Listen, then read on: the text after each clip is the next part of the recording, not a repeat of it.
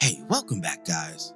Raising Kanan episode 307 was almost like a celebration of Ronnie's savagery, as it depicted him carrying out a new order on behalf of his golden goose, business partner, and most prized investment, Kanan himself.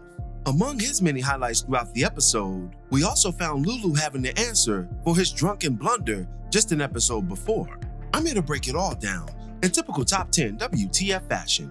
Before we begin, be sure to hit the like button, subscribe, and bell notification to immediately receive these videos. Also, big thank you to all of my channel donors. If you'd like to be the next one, drop $1 on that Cash App for us. And lastly, a spoiler alert is now in effect for all things power. Here we go. WTF moment number 10, Fate of the Uncool. An unsuspecting Paul sits in his apartment and plays Sudoku seemingly, when his door is kicked down by none other than Ronnie and a few of his goons. Ronnie forcibly takes Paul out of the apartment and brings him to Kanan.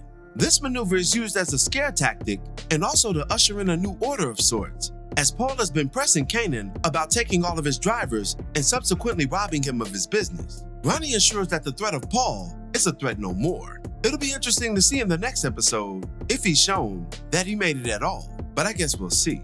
WTF moment number 9, Shook Ones. Famous unknowingly walks in on the scene with Ronnie and Paul, and upon their exit, is told by Kanan to make sure he's not there when he and Ronnie got back.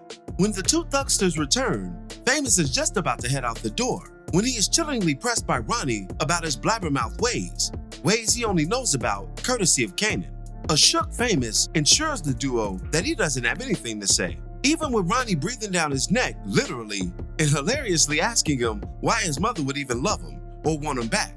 Now, as funny as this scene was in doses, it just furthered the divide between Kanan and Famous. And that friendship, assuming Famous is going to survive the season, won't live along with it. WTF moment number 8, Marvin to the rescue. Marvin continues his character strides by assisting his friend Gerald yet again, only this time, he's saving the children too. Marvin pulls up on Gerald's residence in order to secure that business about the write-up with he and Juke, only to find Gerald's children in the car in the cold, and Gerald inside the house strung out on yet another heroin binge. After going off on his friend, Marvin puts on his super cape and begins to help the children with their food, homework, and everything else in between. This was yet another giant stride in Marvin's character development, which has been increasing ever so slightly since he mended his relationship with his daughter last season. But it also makes me very weary of his forthcoming fate, because it seems as if the writers are going out of their way to humanize Marvin, only to tear all of that development down in the name of law, order, and retribution. Fingers crossed for our favorite uncle. WTF moment number 7, Sober confessions of the drunken kind. After being told of the true cause of death regarding her son Scrap, Scrap's mother Chantel takes what she knows to the police station and meets up with her own inside man, only to have that meeting interrupted by an observant Howard, who inserts himself in the meeting and gains all of the intel regarding what Chantel's been told, and more importantly, who told her. Howard then brings that information back to Rock and makes her aware of her brother's treachery and blunder. However, one caveat he does leave out upon being questioned further by Rock regarding the depth of the Fed's knowledge is that they're on to Marvin. And I think he conveniently left that out, just in case he needs the big joker when it comes to Rock later on in the season. And if he himself gets caught up, at the very least, he'll have a bargaining chip. Rock is street smart enough to know that no cop is to be trusted, not even the one who fathered your son. So it'll be interesting to see how this dynamic unfolds as we speed towards the finale. WTF moment number 6, second base out. Kanan takes Aisha to the movie theater and gets a little more than frisky during the cinematic feature. After his advancements are denied twice by Aisha, she decides to abruptly end the evening, only to be surprised by a savage Kanan and his refusal to leave the theater, leaving her to fend for herself for the rest of the evening.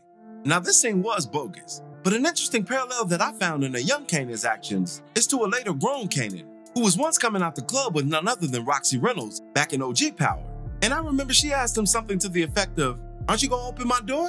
And he looked at her and said, "Bitch, your hands ain't broke," or something like that. So these are just seeds of savagery regarding Kanan's demeanor. And as with all of Raising Kanan, we're seeing the origin point of all of his many dysfunctions. WTF moment number 5, brotherly cleanup. Marvin furiously storms in on Lulu and physically confronts his brother about putting the family in danger by going over to Chantel's and spilling the beans about Scrap. To much of our surprise, Lulu didn't even remember heading over to Chantel's place, let alone revealing the true fate of her fallen son. Then, Marvin charges Lou with what Rock charged him to put a gun in his hand and to make this thing right for the family. Now, up to this point of the season, Lulu has been out of all criminality, choosing to live his life on the straight and narrow side of the game. But his own actions and shortcomings had pulled him back into a life that he swore off. And this just may be the end of Lulu as we know it from a psychological standpoint. Because if the new trailer is any indication, he's gone further off the deep end than ever before. WTF moment number 4, make me feel good. Yes, that was a Monsters Ball reference. And yes, that's exactly how Juliana was coming with her energy towards Ronnie, as we see an over-horny Juliana making sexual advances towards her new distributor. A robotic Ronnie just sits there, as if he's not even enjoying the spicy show.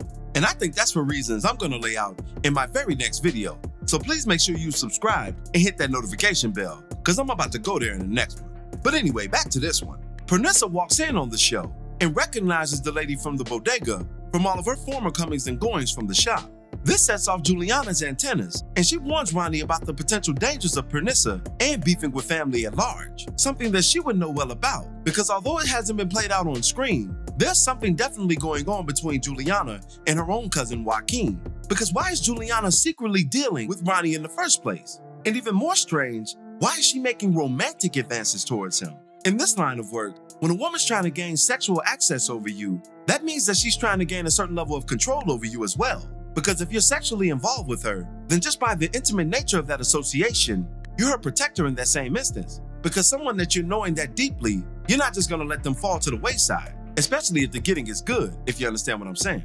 And why would she need protection? Because maybe her and Joaquin have hit their breaking point. Maybe she fears for her life when it comes to her cousin. And just maybe her cousin has already signed off on her death certificate, one that's sure to be carried out by Rock in the very next episode.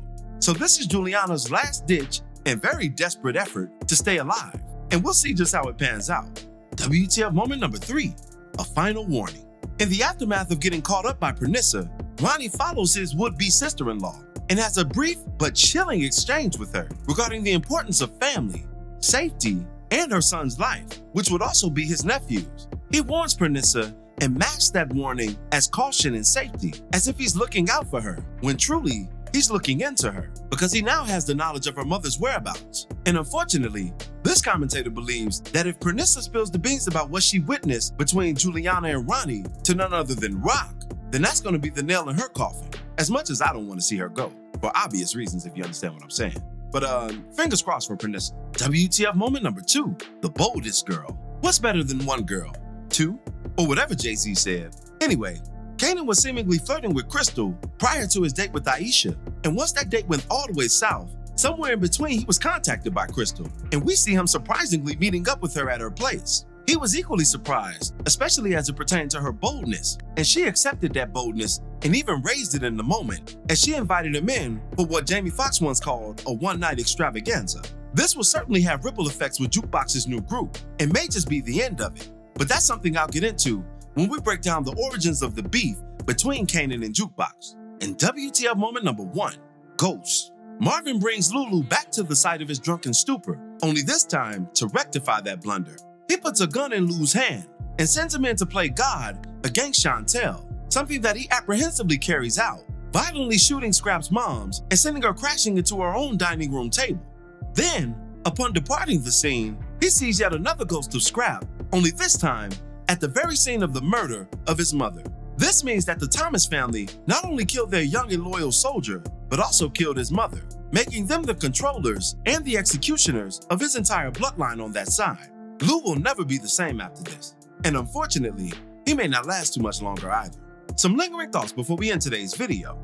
First of all, RIP to Chantel, aka Mama Scrap. She didn't deserve to go out the way she did. But I will say this, when you play in the street game, you can't just turn civilian because you took a personal loss. Now that's a tough reality to swallow, but Mama Scrap's actions following her son's untimely demise is why a once powerful Unique told Rock way back in season 1 that, quote, "This game ain't for the broads." A mother's fear for her son's life is precisely the reason why he stated this, and Mama Scrap unfortunately fell into the negative aspect of this perspective.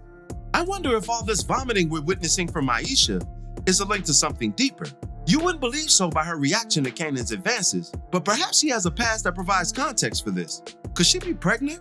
If so, this would confirm the TLC butter theory that I laid out a couple of videos ago, as it was Chili who was pregnant during TLC's run, and Aisha is Chili in theory.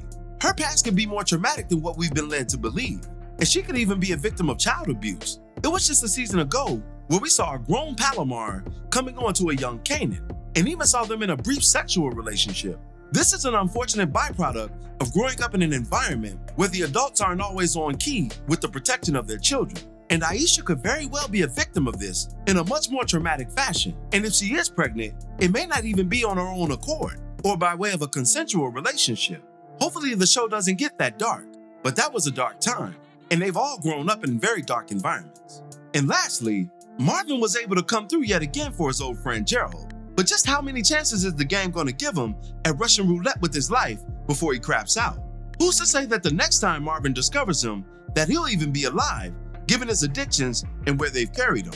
And worse yet, what if his heroin problem is found to be supplied by Marvin himself, as Rock has re-entered the game, or even worse, Kanan and Ronnie?